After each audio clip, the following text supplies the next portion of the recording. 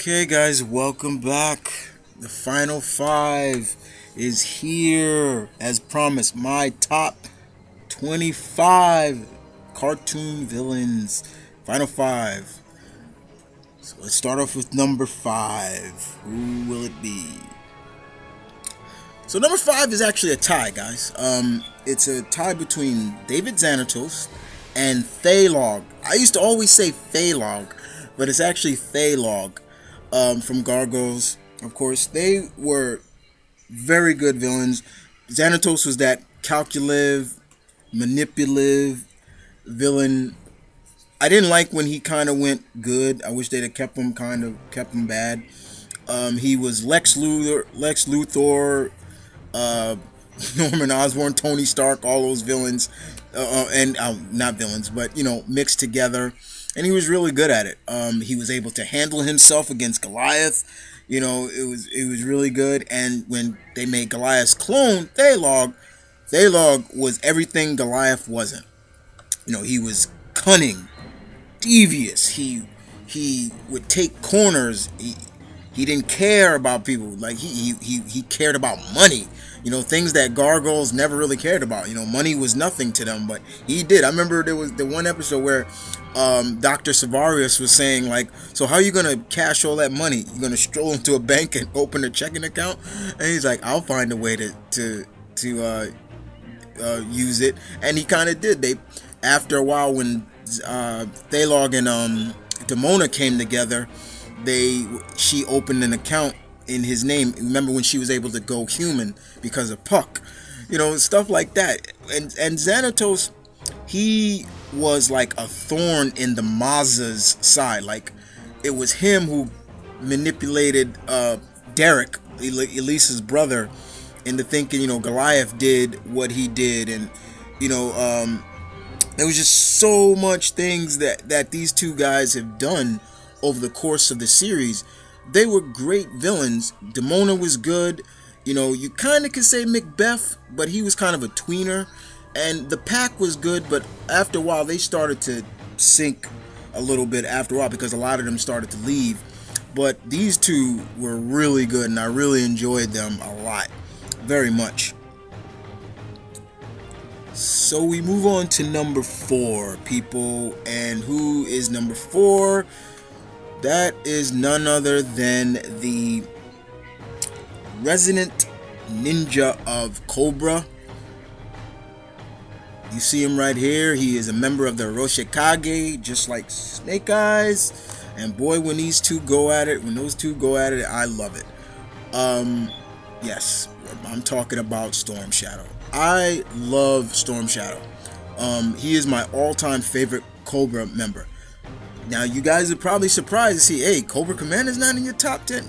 I like Cobra Commander, guys, but when it came to my favorite Cobra operatives, they were more likable than Cobra Commander. And don't get me wrong, I like them, but I liked Zartan, and I loved Storm Shadow here.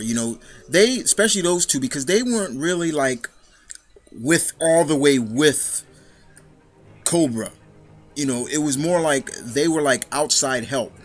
And Storm Shadow was one of those characters you would look at and say, man, he could kill Cobra Commander if he wanted to, and take over Cobra if he wanted to.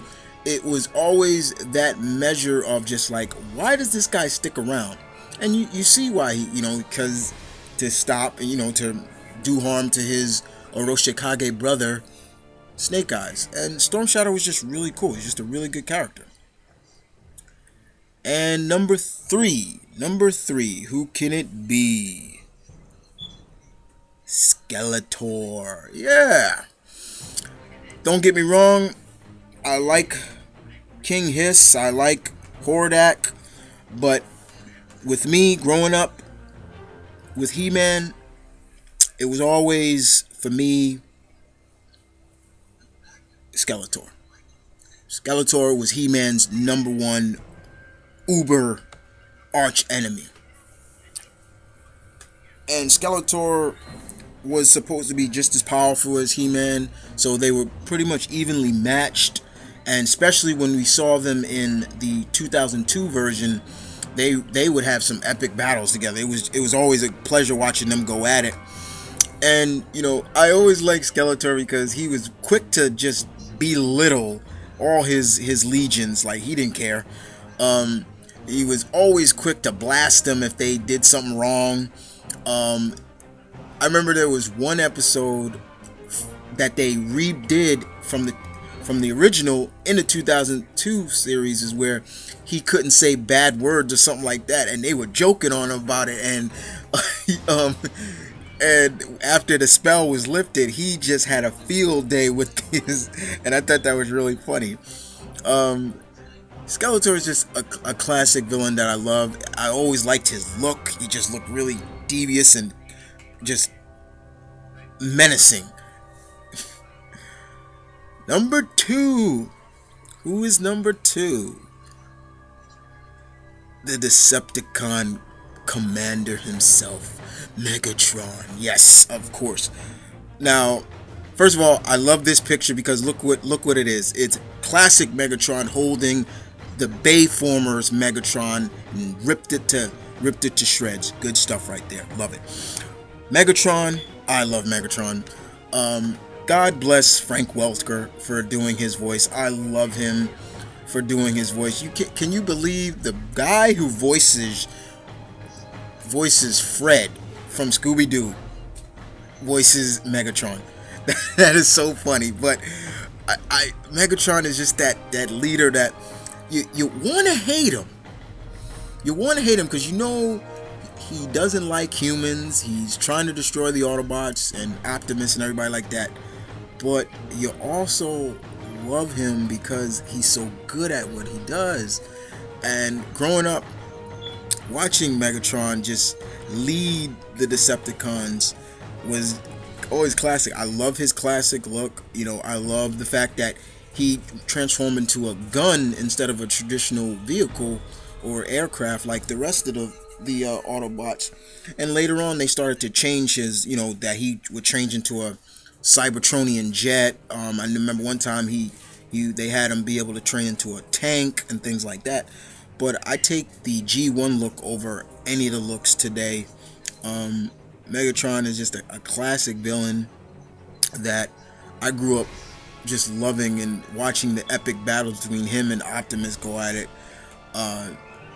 From every incarnation that we see of them, it's always cool to see Megatron. So here we go. Number 1. Who could number 1 be of my top 25 cartoon villains? Okay, here we go. Mumm-Ra. Yes, Mumm-Ra, the ever-living from the Thundercats. Yes, if there's any villain that literally you don't even have to ask him who he is because he tells you right there who he is, it's Mumm-Ra. You know, Mumm-Ra was a character. When I first saw him, I was like, whoa, that's a cool mummy. Like, he didn't look like your average mummy, but you know, he was the thorn in the Thundercat side for all seasons. And Mumm-Ra definitely earned his spot as the top antagonist of the Thundercats. You know, wherever evil lives, Mumm-Ra lives. You know, this guy was, every time you thought the Thundercats had him, he would, you know, he would live. You know, it was a sense of saying like, yeah, you know, wherever evil is, you know, he will survive. He doesn't die. You know, of course, you know, he had his, you know, his weakness of, you know, his own reflection would be his weakness. But I thought that was a cool weakness, like just him looking at the hideousness of himself would cause him to go into a kind of a catatonic state. He loses powers and he had to go back to his sarcophagus to, you know, recharge his powers. I hear people say he's too cartoony and stuff like that. I can't agree with that stuff. It's just he really showcased a lot of things that you loved about him as a villain. And you know, there were plenty of times he nearly had the Thundercats at times. I mean he could morph into different creatures. I remember he played the entire team at one point, you know, and he's done a lot. You know, say what you want about, you know, the mutants are good, don't get me wrong. I love Slythe and Monkey and Vulture Man and all of them, and the Lunatics are good. And you know, there were many other villains from the Thundercats that I wish had got more screen time, like for example Mongor. But you know, with Mumm-Ra, you know, it was always a pleasure to see what this super mummy was up to next. But yeah, Mumm-Ra makes my #1 top cartoon villain, guys. Mumm-Ra, the ever living. So there you have it, guys. My top 25 cartoon villains. Hope you guys enjoyed this. This was very hard. Shout out to my friend Deadpoolzilla Tyler. He laid the gauntlet down on me for this one. It was really hard. With all of the villains I've watched from various cartoons, it was really tough to come up with even just a top 25. You know, it's very hard. And to think that some people do this for a living is really hard. To know that, you know, is to come up with 25 cartoon villains. And you gotta remember, guys, I grew up, I'm an 80s brat, and I grew up where the villains of that era were epic. And growing up and going through the 90s and still keeping that legacy alive with, you know, where the 80s left off. And you see it started to dwindle down later on. But you know, that's why I always say, you know, nothing beats the golden age and silver age of cartoons, the 80s and 90s. It's very hard. And, you know, you don't get a lot of villains like I had in my list or anybody else's list anymore. But they were really good, and I really enjoyed. But I will do more top 10. You know, I usually do top 10 lists or things like this. I will do more, guys. It's just bear with me on that one. But thanks again for listening. Hope you guys enjoy this, and tell me what you thought overall of my top 25 cartoon villains. And this is Mount Vernon Kid saying peace, one love, stay tuned, keep real, guys, as always, and keep watching, and never forget the great villains of the past, and I'll see you around.